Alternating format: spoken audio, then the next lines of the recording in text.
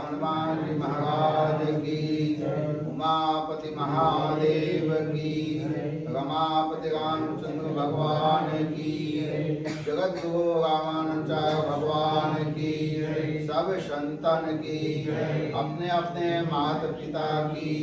नमः पार्वती पतये हर हर महादेव। रामायण में एक चौपाई है, जो ये भांति बने संजोगा, राम कृपा नासई सब रोगा।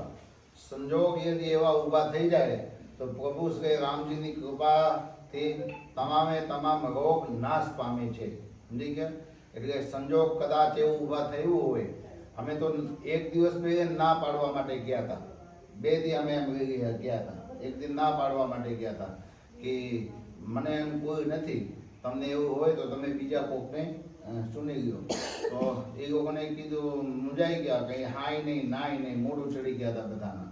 કેમ સાંજે કોઈ કામે આવવાના હોય, પછી કઈ તે ફોન આવી જાય, હું ન આવું તો ઘરધાણીને મૂડ ભાંગી જાય.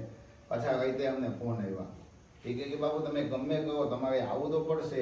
આ તમે આવો, અમે તમારું નામ આગળ છે અને તમને કરશું. અગર તમે નહીં આગળ વધશો તો પછી અમારે બીજા 3 કેમ આવશે? એટલે પછી અમે એક બીજા કાર્યક્રમ જોગાજીને પતાવીને પછી અમે ત્યાં 4 વાગે પહોંચ્યા. ખૂબ ગાજતે ગાજતે તમે બધા સોશિયલ મીડિયામાં વિડીયો જોયા હોય છો.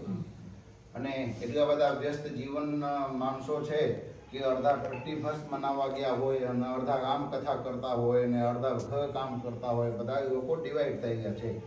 આ ભાગદોડના જીવનમાં કોઈને પાસે કંઈ ભગવાનના ધર્મના કામ કરવા માટે કોઈને પાસે ટાઈમ છે નહીં. ભગવાનના કામ તો કોણ કરી શકશે? જે કોઈ ભાગ્યશાળી આત્મા હોય એ જ કરી શકશે. બાકી તમે ઇતિહાસ ઉઠાવીને જોઈ લો કે જે ભગવાનના કામ કર્યા છે એ વ્યક્તિ બદનામ થયા છે સમાજમાં. મીરાબાઈથી લઈને પછી બીજા અન્ય ઘણા બધા લોકોથી લઈને ભગવાન રામજી સુધી તકની તમે જોઈ લો કે લોકો દોષાઓ પણ લગાડ્યા વિના કોઈ રહેવાના નથી.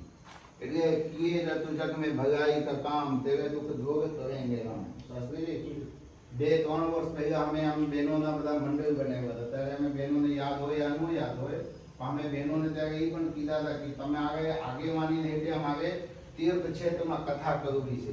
કેટલી 11.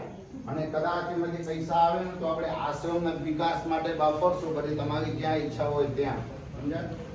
પણ કારણવશ થોડું ઘણું આમ કંઈક ને કંઈક સેવા અને અમારા ભજનમાં ખામી રહી હોય છે, એટલે થોડુંક અંદર ગેરસમજણ ઊભી થઈ.